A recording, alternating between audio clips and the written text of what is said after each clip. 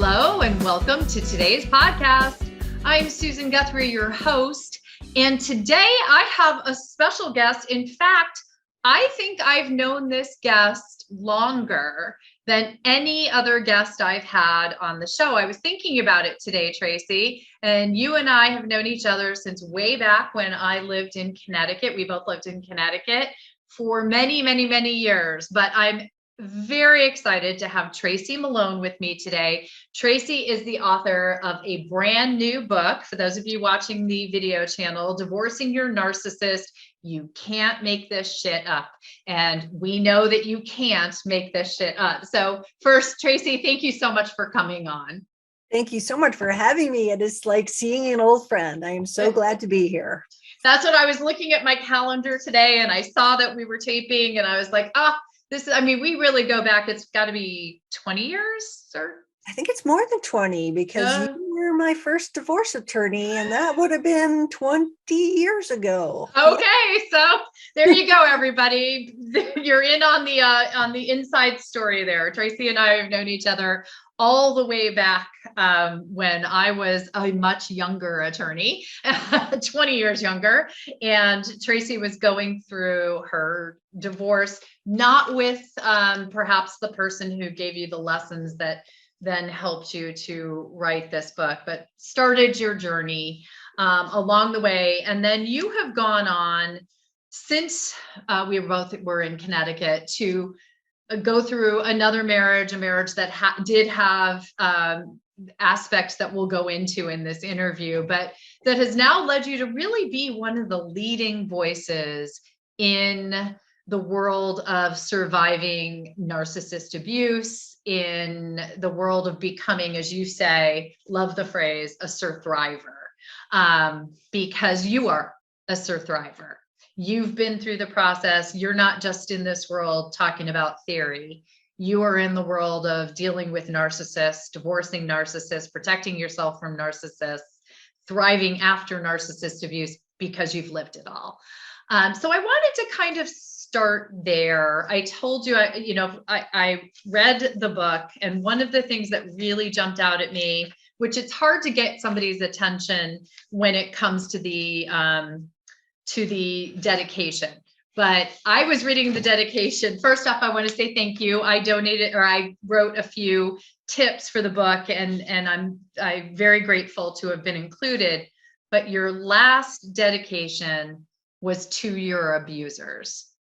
And to me, that was incredibly impactful because you thank them for taking advantage of your kind heart, and that although they thought they could break you because you had emotions, you're dedicating the book to them, essentially because you've come out better, stronger, and as a survivor on the other side. Why did you decide to include that?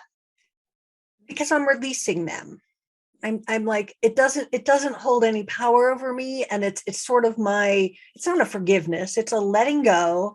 And what you did, sticks and stones, you didn't break me. Sorry, it doesn't work. And, you thought you would break me, but, thanks to your mischievous, malevolent behavior, you've actually made a career change for me. Yes, when you and I knew each other back 20 years ago, and you were going through your divorce, this was not your career. You were not a specialist and survivor and coach and all the many things that you are today, helping people go through narcissistic and heal from narcissistic abuse. So you really did create a whole new world where you are helping people. I would say, you have a website, several websites, actually. You have Facebook group where you support people. I'm going to have links to everything in the show notes, but honestly, the culmination of it all has to be your book, Divorcing Your Narcissist. You Can't Make This Shit Up. First off, everyone, I want to tell you, this thing weighs about 20 pounds. This is not just a quick little glancing blow on what you need to know to divorce a narcissist. This is, I told you I was going to call it the encyclopedia.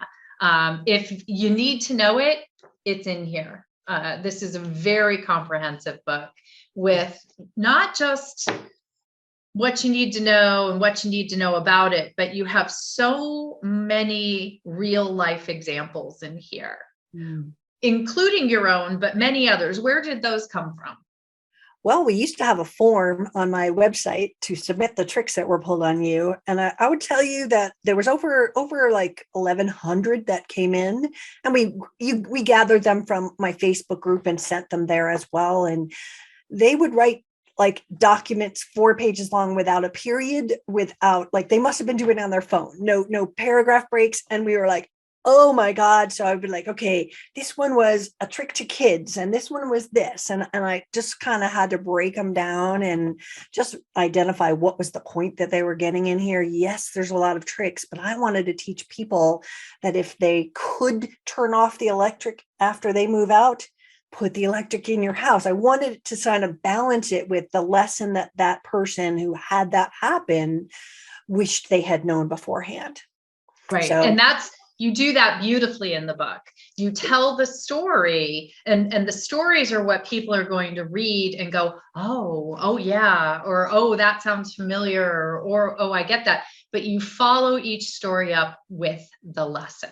And that is critical. And in fact, I told you, I think one of the most important lines in the whole book is actually on the back page here, where it says, if you are aware, you can prepare. I feel like Johnny Cochran saying, if the glove doesn't fit, you must acquit. But if you are aware, you can prepare. As an attorney who has dealt with cases where someone with narcissistic personality disorder is involved, there is no more critical phrase in the entire situation than if you need to know what's coming so that you can prepare for it. And that's what this book is. It's hundreds of pages of making you aware so that you can prepare. Absolutely. And it's to me, it's because it's such a myriad of stories. I broke down a whole chapter, like financial trick, courtroom tricks, criminal tricks, children tricks, broke them down like that, but they're sprinkled throughout. But I think the important part is that we don't want to instill fear by saying, oh, these are things that could happen, but just that they might. And if they do, here's what you do. Like, that's where my brain was going, because as I gathered all those terrible things that had happened to people were like, I wouldn't want to read this, Tracy. It's too scary. So we had to really go, how do we extract the important parts and give warnings for them? Really good point with that, because I hadn't looked at it from that perspective, but you're right. The things that a narcissist might do, it can be scary. I mean, they are. Let's talk about this fact. You say this in the book. You need to come to terms with the fact that you've been abused, that you are a victim of abuse, right? They do some pretty crappy stuff. Right.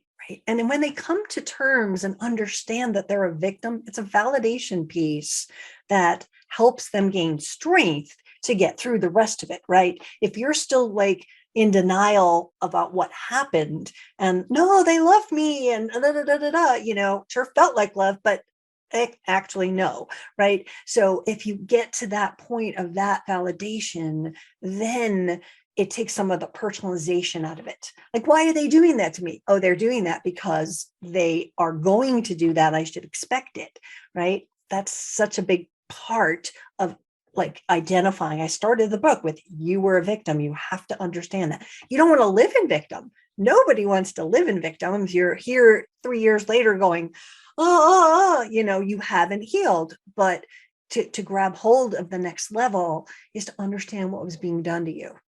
Yeah, such a critical point that you just made there. I do want to highlight that, because for people to hear this from you, you don't want to stay in the place of being a victim, but acknowledging that you have been a victim and understanding that there has been an abuse or type of abuse perpetrated on you is a part of the healing journey. So you can get beyond it, not so that you can stay there. Right. Exactly. Again, we just have to, step on that rock and then keep on walking across the river. Yeah. And that's, another point that I think of when we're talking, because I know you and I know there's a major difference between the jerk that your spouse can turn into when you're going through a divorce and a person with narcissistic personality disorder. Absolutely. And I think there's been for a past couple of years now, this tendency to call everyone a narcissist. It is critical to understand the difference. I wonder how you explain that to people.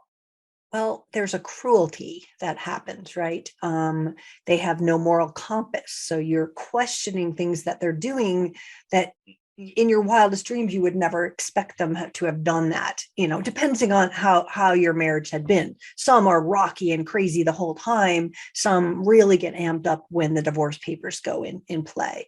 So, they just aren't going to be there for you.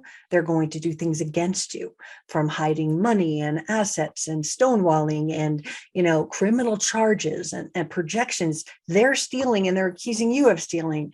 None of it makes sense. And it's so confusing for the person. So that's how I would summarize, is they're going to do things that you couldn't even fathom they would do before. Closing your bank accounts, or maybe opening bank accounts or credit cards in your name and running them up to $100,000.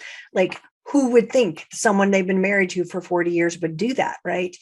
But these are the kind of things that separate from the average jerk, or the hurt and wounded, I don't want to give you money kind of jerk, right? To, no, this is malicious. This is calling child protective services on you and accusing you of being a bad mother or a bad father. This is way over the top that you really can't make this shit up.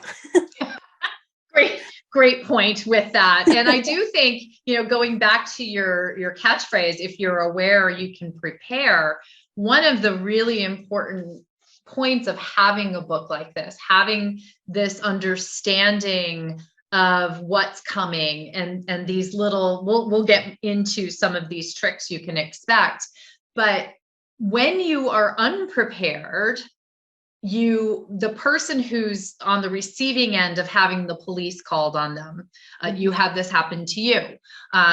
When you're unprepared for that to happen, your reaction is usually irrational, disbelieving, and is actually hurts you rather than helps you. And it happens in courtrooms all the time, when they lie in front of a judge and you just can't believe it. So you start yelling in court, "That's a lie."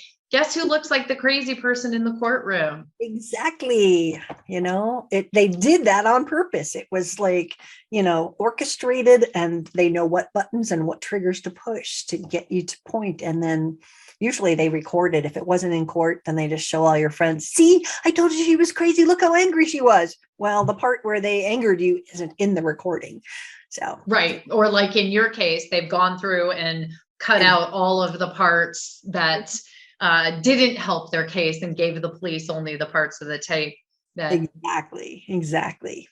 But I think that's a great example, actually. What happened in Tracy's case is her ex had taped a conversation, then went through, cut out portions of it that showed her being reasonable, re-recorded the part where he said, "I want you to leave, I want you to leave, I want you to leave," and just reinserted it 7 times, I think it was. Yes, it was. Good memory. See? Well, it stands out because I thought, actually, when I was reading that, I was like, that's a really good example of that over the top, cruel and malicious behavior that sets a true narcissist apart from your jerky ex. Absolutely. Again, the same person that's going to call child protective services, and it's not once, it's 5 times. I have clients that are, over and over, and some narcissists, but not all, but they can get violent. And I talked to someone who has had 16 bones broken by her narcissist. We just have to know that if pushed, they react. And no matter how they are going to react, it is all to protect themselves, to control you, to bring you down, to cost you more money, and to hurt the kids. So these are things that are very, very real. Right. And very, unfortunately, very common when you're dealing with that level of a narcissist. Mhm. And again, I think that's what sets it apart. They are not arguing over the children because they want the children or what's best for the children. The children are a weapon to be used against you as part of the process. Same thing with the legal process, with the attorneys involved in the case, with the other family members all around. And they're very consistent in that. I will say there's one thing, if we can take a little comfort in narcissistic behavior, the only comfort I think we can find is that they are very consistent in their behaviors. They do the same crappy things to people over and over again. Yeah, I actually thought of calling it The Book, because everyone goes, do they have a book or something? How do they know what to do? And I was like, that's a good name, but no, it wasn't exactly. I didn't want to involve them. I want to help the survivors. Right. Well, which is that's very much what this book is. And I can tell, because you have so many of those stories from people who have come to you for help. I mean, you've helped thousands and thousands of people through this difficult process. And one of the things in the chapter, it's chapter 10 in the book, I kind of wanted to hone in on this because for me, it really goes to the, if you're aware, you can prepare idea, because you talk about, you mentioned it earlier, the tricks to expect. And if I can emphasize something to listeners, underline this, folks, highlight it, write these things down, take notes, read the chapter in the book, whatever you need to do, because these things are going to happen if you're divorcing a narcissist. So the first one you point out is obstruction. Let's talk about obstruction. Never giving anything they're supposed to, waiting till the last minute. My ex was in contempt 6 times in 6 trials. And on the 7th, if he didn't bring in some papers, he was going to jail. So that is just, the obstruction of, I'm not going to do that. He wouldn't let me have my tax returns, just all kinds of like little hurdles that make it much more difficult for anybody. So we can expect that. We can expect, them to not fill out anything. That's just, we know what obstruction is. They are just going to do it everywhere they can. So don't expect them to be kind and get their paperwork in. They won't. Oh, and I hear, how many times do you hear that, right? Like, he was supposed to have his paperwork done 2 weeks ago and we still don't have it. The other thing you just mentioned, and I think it is important, you have this in the book, but I do want to mention it. Everybody thinks, well, there's a deadline. He's supposed to, or she's supposed to have done something by then. They're going to get in trouble. Yeah. And the reality is the court system doesn't exactly work that way. Yeah, not the family court. This is not, like Perry Mason. This is not where we see it on television. This is, how could they get away with that? How can they do that? I mean, if I don't hear that 10 times a day, how could they do that? Who does this? And why would the court allow them to do that?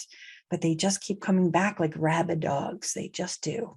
And they are very good at pushing the boundaries. So there may be a deadline, but they will have some reason. Very often it's not even true, but there's no way to prove it in the 2 minutes that you're standing in court when they say it, that they couldn't get the paperwork done because their house burned down or, something like that. So very, good point. Obstruction. It's usually that like you aren't giving them access to the tax returns that they have, right? They're always going to project that. That's where projection comes in, because even if they're obstructing, they're going to still blame it on you. Right. Well, and that's the next one to expect, right? Projecting. And I have to tell you, this is one I will never forget a day. There was a narcissist in my life and they came in and something had happened in the world. It was like, there was a war in Serbia and they came home and within 2 minutes, that war in Serbia was my fault. The conversation that we were having, right? There is a true narcissist can somehow in their mind make anything your fault, and they'll do it in your legal battle. Oh yeah, absolutely. Expect it. Again, expecting it and not being shocked by it is how we get our power. Like, Yeah. it doesn't take us down, I say, all the way under the covers, but we're just like, oh my gosh. And then when we have to move up the level to the degree, if we were completely blindsided, that would have put us under the covers for a week. Right. Well, and when you go under the covers, you're not actually dealing with the issue. You're just dealing with your emotional content around the havoc that once again, they've brought into the process. As opposed to if you're standing in a courtroom and they project onto you, or they're obstructing what they're supposed to do and you expected it, you can have some strategies in place for how to deal with it. And there's the big difference here. So what about another trick they love to play is diversion? Oh, it's like the shell game, isn't it? It's like, what do you mean? But we're doing this. I mean, it is so classic, but it is always, if again, they're not getting their paperwork in, they'll accuse you and make a whole like motion because you're missing page 9 of the American Express bill, which is what happened to me. And it was a blank page 9 and I got yelled at, and we're fighting like, all these different things over this thing. And I'm like, but he still hasn't given one single thing. And you're complaining about one page 9 with 5,000 sheets of paper, right? The diversion was attack me, put in a motion, but meanwhile, nobody's looking at him because now this is the hot thing we have to fight over. So they're always diverting attention from themselves. And of course, that could also mean blaming you and accusing you of things. Right. And the example of the credit card statements, I have to tell you, I've seen that particular instance so many times. And it's always when the one attorney sends over the paperwork, and all statements from financial institutions, for some reason, leave one page blank at the end. And at the very bottom, it says, this page left intentionally blank. So a lot of attorneys in the old days, when we copied everything and mailed it to the other attorney, we'd leave that out to not kill more trees. And then you'd get this whole thing. Well, it says page 1 of 9, but I only have 8 pages. But that, right? And it was an empty page. Meanwhile, not one sheet of paper, not one financial disclosure from them. Very, very common. Or you missed or were 10 minutes late to the evaluation, the child custody evaluation. Meanwhile, they've never even met with the evaluator, but you were 10 minutes late because of traffic or something like that. So yes, diversion, always expected. Yeah. These are their, this is their little toolkit of, and they'll, if one gets thrown out and it doesn't work, expect them to throw another one out next, right? They're going to go dig in that little box. Oh yeah. And they might pull out stonewalling. Well, stonewalling is where, they're just not giving anything in, right? They're stonewalling, they're lying, they're deflecting, they're just not handing in, as the example of my husband and his papers, right? This is all part of it, is to just wear you down and rise your bill up. Yeah. Well, and they do love to rise the bill up, right? They love to use it's another way of using the court system as a weapon. I call it the war of attrition, right? They just wear away at you until, I remember reading a story. There's a method to the madness. There's a method that if they can like wear you down financially, then you're not getting what you should have gotten, because it's all going to the lawyers, which was what happened in my case. Right. And honestly, your lawyers don't really want it. I mean, there are certain attorneys out there that do, but in the end, most divorce attorneys would rather see a couple manage to get unentwined and move forward with their lives. These cases take on, though, a life of their own. And that's another sign that you're caught in a narcissistic, struggle, as opposed to just an acrimonious divorce, perhaps. The case that never ends, and, really you can't make any headway because of that stonewalling. Yeah. Is really a classic sign. And then the other one, they'll also fire a lot of attorneys. Oh yeah. That's just another tactic. You're like, but we have a hearing date. We finally have a hearing date, and he changed lawyers. So that's gone and we have to start again. Yeah, they do that all the time. They change the lawyers right before a hearing date, and then they file a motion for continuance because they have a new attorney. Exactly. I always say, I would actually, by the end of my practice, when I was representing clients, I wouldn't take a case where on the other side there'd been 3 or more attorneys, because it was just a classic sign. Classic sign that we were getting into a bad place. And then this is one that our mutual friends over at the High Conflict Institute, Bill Eddy and Megan Hunter, call frequent filers. You have to be expecting them to file motion after motion after motion. Yes. I mean, it's unbelievable the amount of things that they will complain about.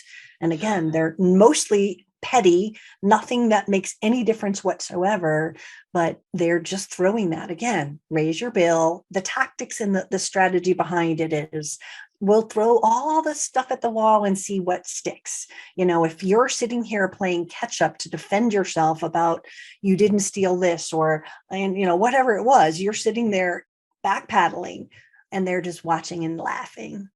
Yeah. Laughing internally. They don't do it. They come across as so calm and well, in court together in court. At home, they're going, yes, I got her.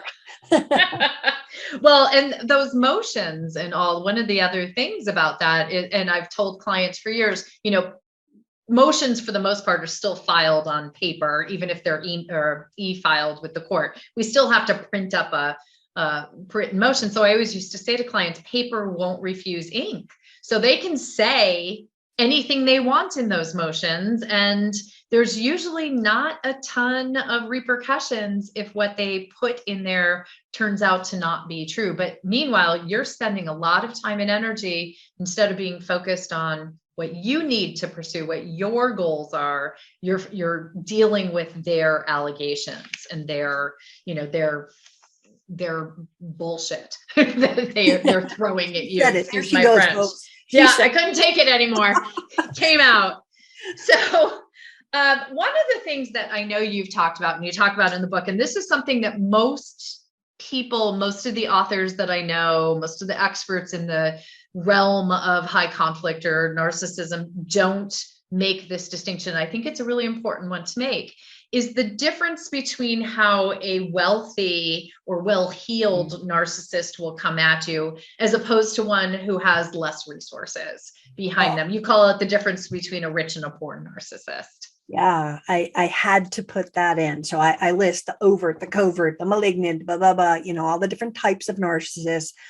But then I said, we need to really clarify the differences between a rich narcissist and a regular person and a poor one, right? The rich narcissist, again, this is the ones that have the 5-year battles. These are the ones that are like at you. They've changed 10 lawyers. You've changed 5 lawyers because they just give up on you. It is just like relentless. They always go after the kids. They're just like so uncooperative. And again, lots of lawyers who might be the rich narcissist like to represent themselves to really screw it up. So now your lawyer doesn't even have somebody to send it to, you know, and it's like, okay, we're sending it to him to tell him to stop that, but he's the one. And, you know, it's just a game. So the rich narcissist ends up being a much more toxic kind of situation. The tactics they can use, you know, can deploy a lot more like spyware and put money behind really tracking you and making your life miserable.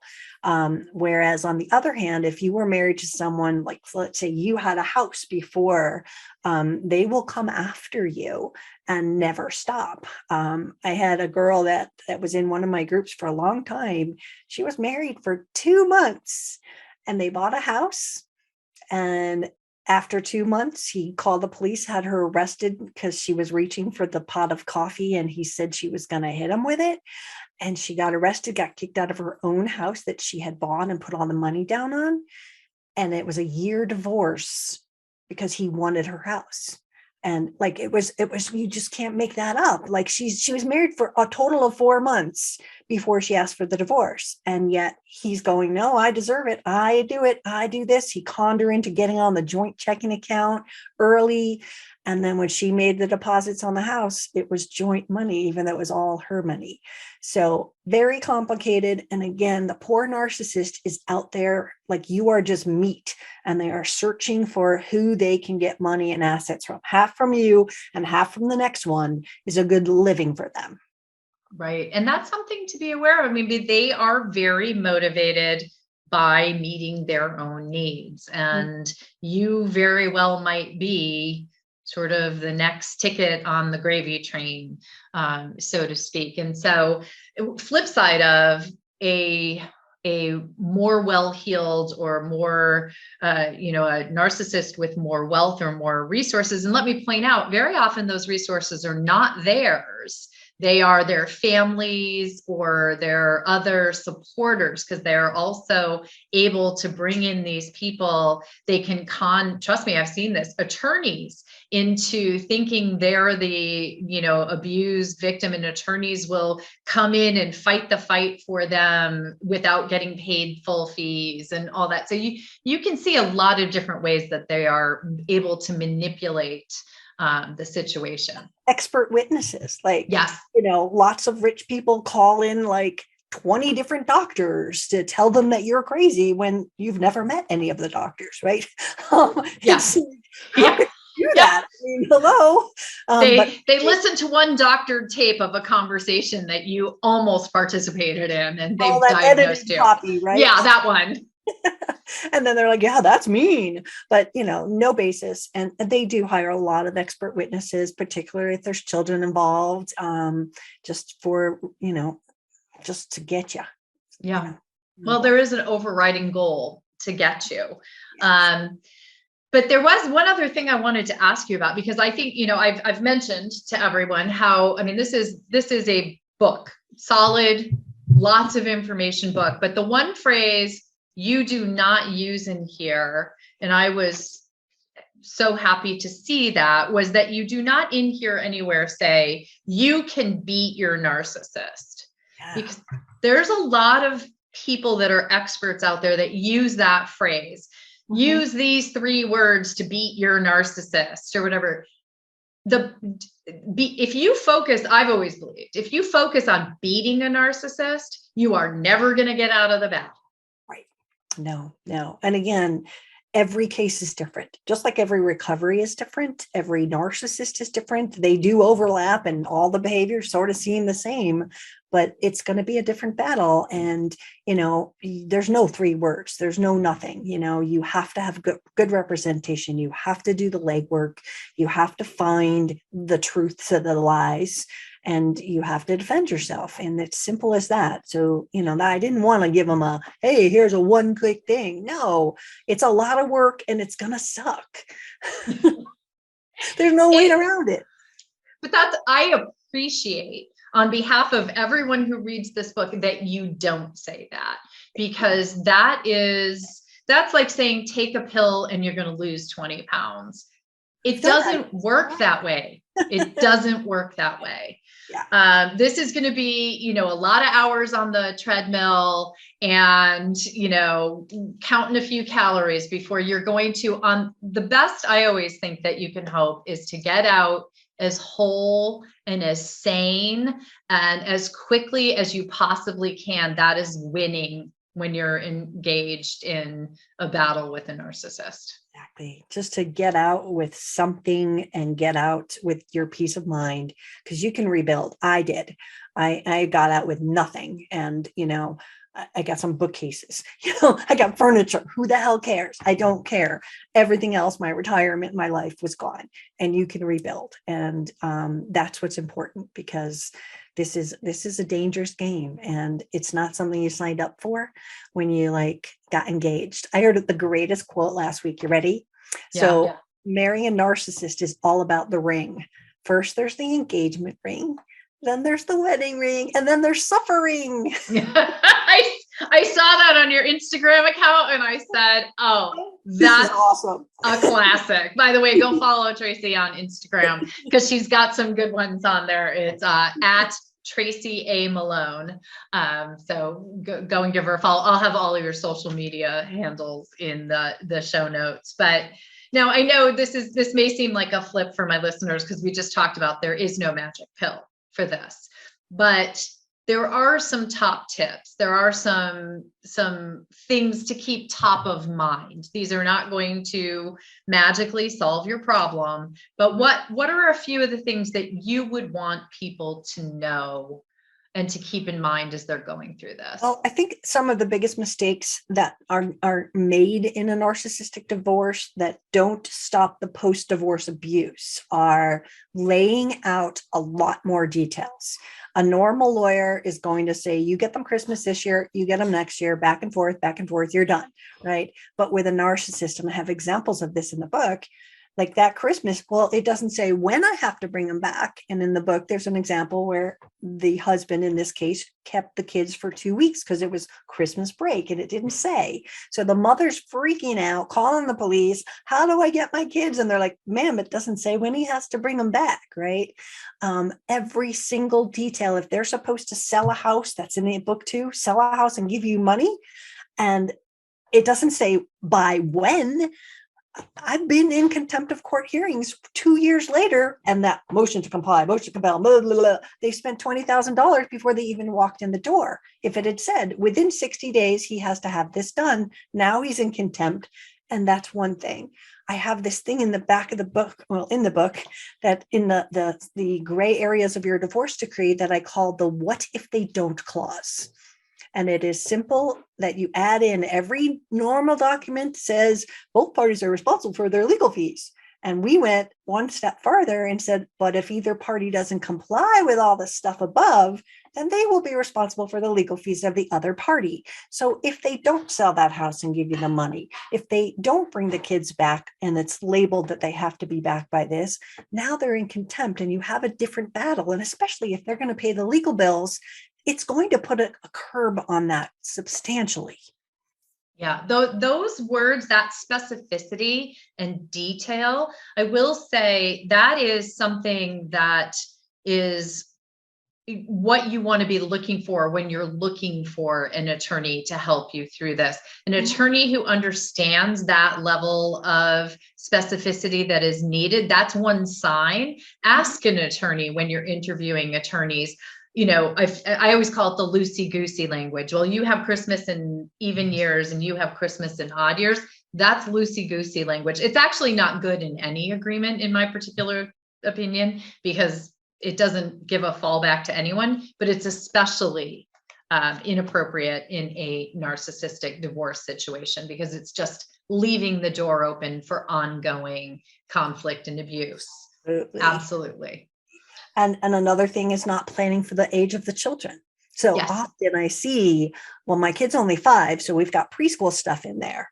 Well, are they going to grow? Can we reevaluate this? Just a little line that says every year or every so many years, we can reevaluate it if you don't put in details that go up till they're 18. I'd suggest looking forward and going till they're 18, because then you're not coming back into court. Everything, like, this is an expensive process. Do it once, don't do it 8 times. It really blows my mind when people don't think about that fact that the children are this young. You haven't thought about school, you haven't thought about books and all of the normal things that are going to come as the child gets older. So that's a huge mistake. And let's see, no contact. Oh my goodness. You know, I just find that so many people, again, if you're in a co-parenting situation, they can't go no contact. They can certainly have a different app that can kind of give them a buffer to them. But, you know, if you are in the middle of this process and they are continuously triggering you, it's not helping you. You're just going to keep going down and down and down. So you have to learn to clean up the stuff that connects you. If you've got your bike in their garage and they're going to keep calling you, go get your bike. Don't let take a friend with you to go get it. Exactly. Just don't let these open things be out there, because they'll call you up and be like, you know, your bike's here and they're so sweet. And you're like, oh man. And then you go over, you get love bombed again and you get sucked back in and you drop the divorce, right? Don't let that happen. Know what you have to do and get them off your phone, block them everywhere. Yeah. You actually say what no contact means is block in the book, block. And yes, you may have to have some contact if you're co-parenting, but that's a whole episode from our friend Bill Eddy on Biff in the archive, everyone. Biff, if you have to. Do not get into long, extended conversations with them about if they would just do this, or this is how, you're a narcissist, so let me help you not be a narcissist. None of that is going to help you. No, not at all. There's no changing them. Just get your stuff and get out. That's a really good point. How do you feel? Let's close with one of my favorite topics. How do you feel about mediation when you're divorcing a narcissist? I think it can work, but I think there's parts that are absolutely essential that you work on them there. Getting that parenting plan really nailed down, that's a perfect opportunity. Somebody's in the middle going this and this and this and that, right? If you are divorcing a narcissist and they're willing to go into mediation, my advice is to make sure that you know everything before they con you into going to mediation, and they've never given you a single financial affidavit, right? That's often sort of we can settle this nicely. And you don't even know that they've got all these offshore accounts or something, right? You need a financial picture of everything before you agree to do that, because a lot of people, and you can attest to this, they go into it going, we're just going to get along and everything's going to work. But they haven't even looked at financials and they get cut a really bad deal. Yeah, definitely happens. It's imperative if you are mediating with a narcissist that two things I require. You have to have an attorney who is skilled in and understands this particular dynamic, and you need a coach.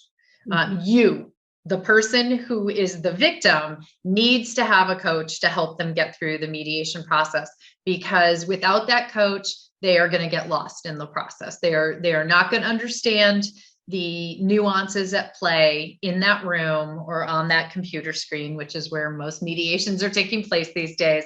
So 2 imperative members of the team if you're going to mediate, but it can get you through faster, much less expensively, and believe it or not, with less conflict, because narcissists want to impress third parties. And the courtroom is a stage for them. So, if you've got a little thing, and again, I think it's important to know the leverage that people can find in something like this, like your spouse cheated on you and they don't want the world to know. Well, that's a part where we have a lot more power, because if it does go to court, guess what? I'm telling the world, and it's going to be part of the court record, right? So if you can think of the things like that are going to help you do better at mediation, that's absolutely essential. I think lots of people have to go by law, and you'll find out pretty quickly if they're actually willing to negotiate. Mine sat there with his arms crossed, with his mommy and daddy sitting next to him going, no. I could see them in another conference room just shaking their head. No. And we were there for 6 hours and they never said yes to one single thing. So it didn't work for me, but I know that it can. So give it a good try. Yeah, it can. I mean, I agree with you 100%. It's the incentivizing them to enter into the mediation process so that they have buy-in and want to be there. One of the things that I've often found is most people want to be viewed as a good parent or someone who's being amicable in a divorce. They care what the world thinks about how they're approaching the divorce process, whether they actually are or not. They want people to think they're a great dad or a great mom or Mr. or Ms. amicability. So if you can present the mediation process as something that presents them to the world that way, you're satisfying a need for them. So I agree with you, because you then have a great deal more ability to keep incentivizing them within that construct to get this over with. Absolutely. So, yeah. Well, I told you when we got started, and everyone, I mean, it's hundreds of pages of information. So I do have to say, please go get the book. It will be available. It's available at Amazon. I'll put it in the show notes. You can get a copy on Tracy's websites. We're going to have all of her information in here. If you're going to go through this process, get the encyclopedia so that you know what you're going to do. And Tracy, just let everybody know the best places to get more information about you. Oh, and be sure to, I wanted everyone to know about your beautiful journals as well. Oh, thank you. Yeah, so I've created, well, this one, because we're talking about divorce, is the divorce tracking. For those of you not on YouTube, I'm holding one up, but it's a beautiful divorce tracking journal.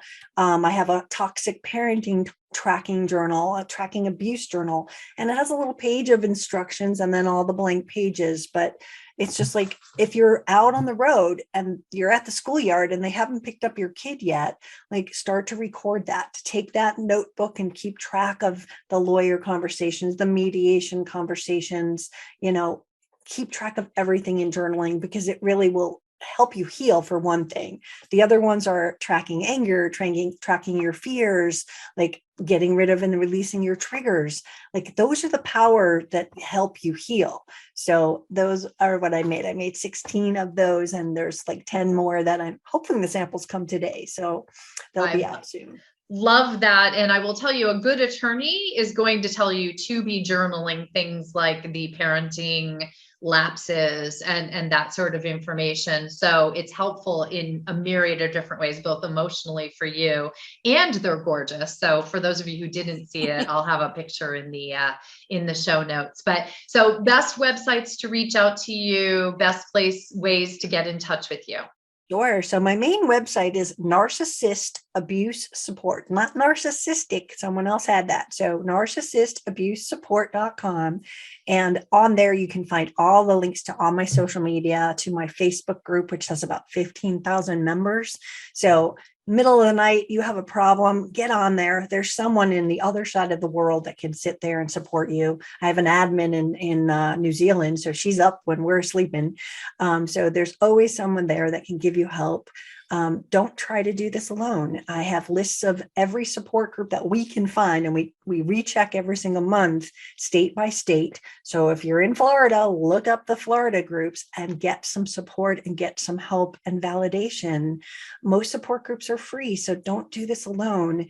I have so many resources. It's absolutely crazy on my website, but you'll find all my social links up there as well. Yeah. And honestly, there is such a wealth of information. That phrase, let's just go back to it. If you're aware, you can prepare. Tracy has pulled it. She's taken years to pull all this together. It's all there.